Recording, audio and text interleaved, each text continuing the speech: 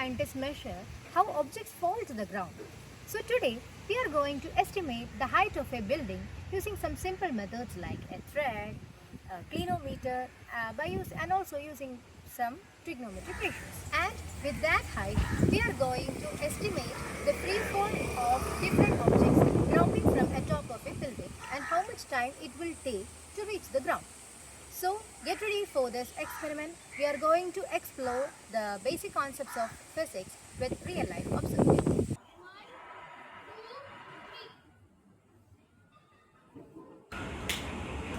Okay, 1.40.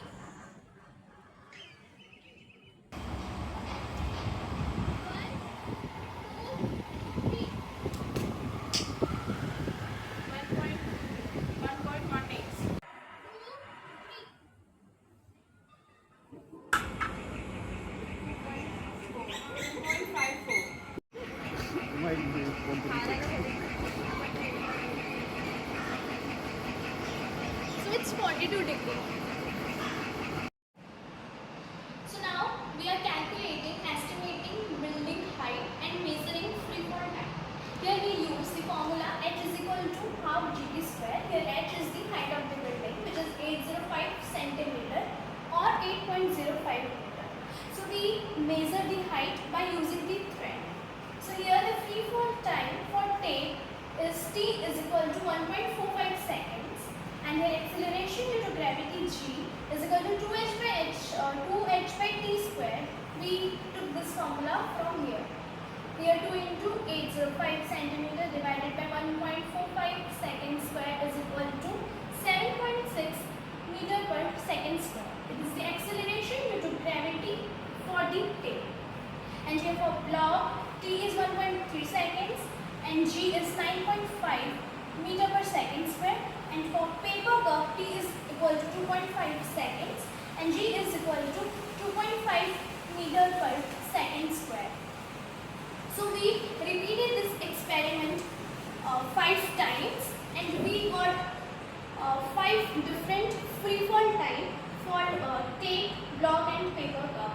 But we took only the accurate time, that is for tape t is equal to 1.45 seconds, for block t is equal to 1.3 seconds, for paper cup t is equal to 2.5 seconds. These are the accurate times. So here for block g is equal to 9.5 meter per second square. It is nearer to the value, that is 9.8. Here paper cup is 2.5 meter per second square, which is much less than the standard value, that is 9.8. So here the paper cup has more surface area, due to which it diluted the gravitation here. So the acceleration due to gravity is 2.5 meter per second square. So this is the another method which we used to measure the height of the building. It is by using clinometer.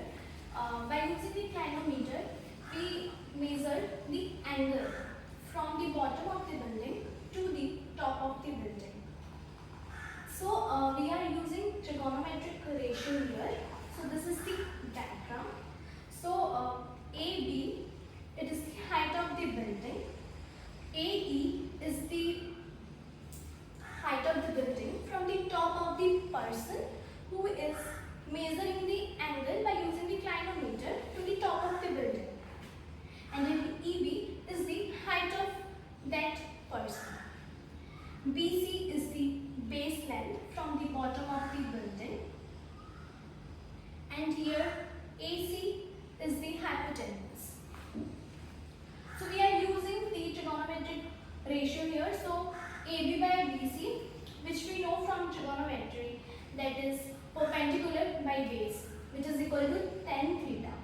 So here AB is the height of the building, which is x plus y, and y, which is the height of the person, is 1.52 meter. Now we need to find x in order to find h, the height of the building. Here theta is equal to 42 degree, which we measured by using the clinometer. So we are putting take the formulas here. So 1.52 plus x by 8.05 meter, which is the base length from the bottom of the building.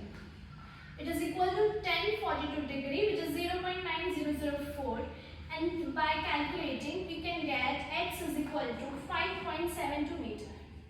So from this diagram, as I explained, h is equal to x plus y. X is the height of the building from the top of the person and y is the height of the person. So h is equal to 5.72 meter, which is x plus y, that is the height of the person, 1.52 meter, which is 7.05